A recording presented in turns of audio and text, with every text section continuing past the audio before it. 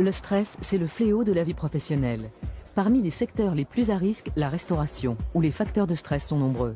Nous sommes ici dans une grande brasserie parisienne. 230 couverts en moyenne sont servis par repas.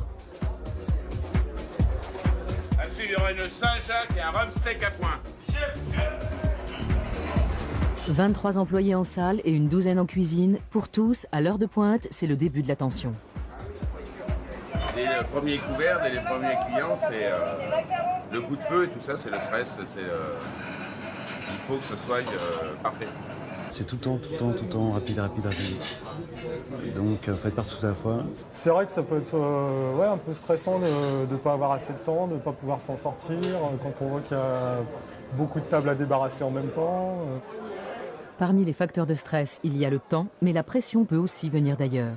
Je pense que ça vient plus du client que du travail par lui-même. C'est plus la réaction du client qui est « Oui, nana, ça veut dire, j'ai attendu, c'est long, c'est chaud, ça a changé, je vous connais pas. » Des clients insatisfaits, c'est le stress à coup sûr pour les jeunes professionnels. Un client à table ne demande rien. Tout doit être fait pour que justement il puisse ne rien demander. C'est ce qui va limiter le stress. Et pour faire face aux clients difficiles, il existe des formations.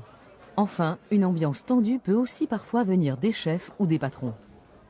Cette pression, elle est transmise, enfin moi je la transmets à mes cuisiniers.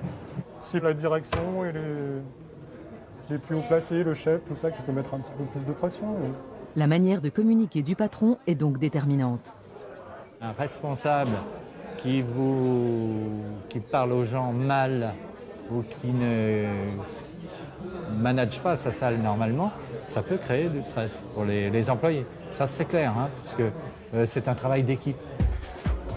Énervement, perte d'attention, transpiration, angoisse, il faut savoir reconnaître les symptômes du stress.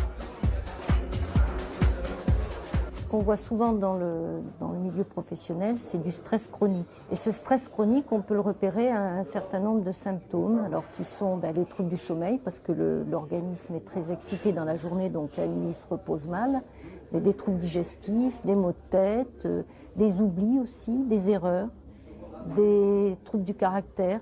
Certains sont irritables, certains sont au contraire repliés. La panique à bord, pour moi.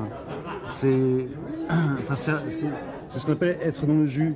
On est tellement plongé dans le travail de sortie des assiettes et tout, on voit plus rien à côté. Peut-être comme un peu là, on prend chaud. Faut pas venir m'embêter.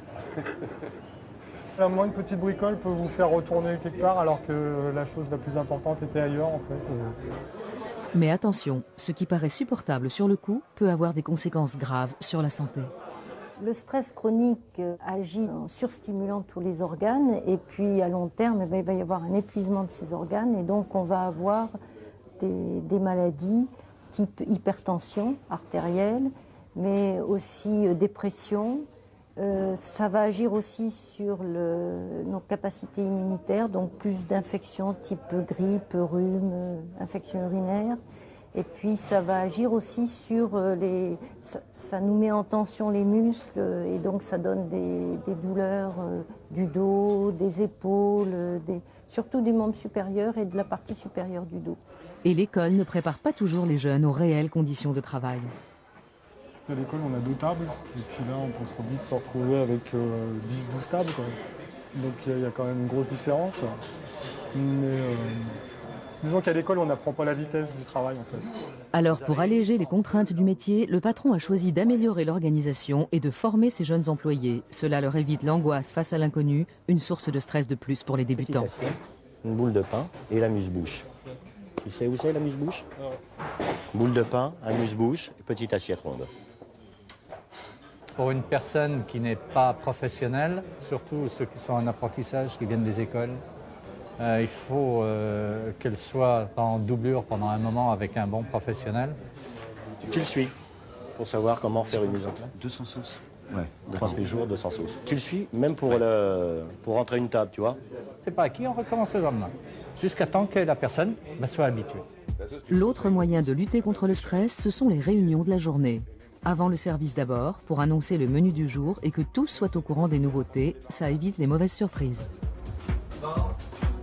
Il faut qu'il y ait un nombre de serveurs suffisants au moment clé, il faut qu'il y ait une bonne répartition des tâches, il faut que le climat relationnel soit effectivement bon, il faut que les personnes trouvent dans leur environnement du travail un support, parce que quand on en parle avec ses collègues, c'est quelque chose qu'on ne portera pas le soir chez soi et qu'on aura évacué.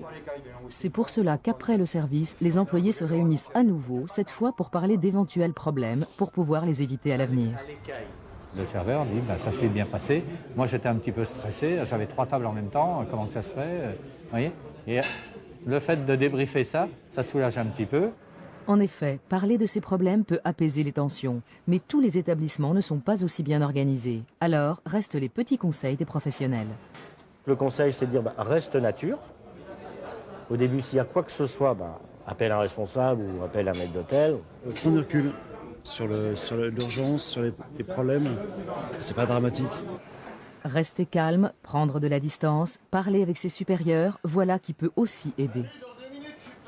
Fin de service, 220 couverts.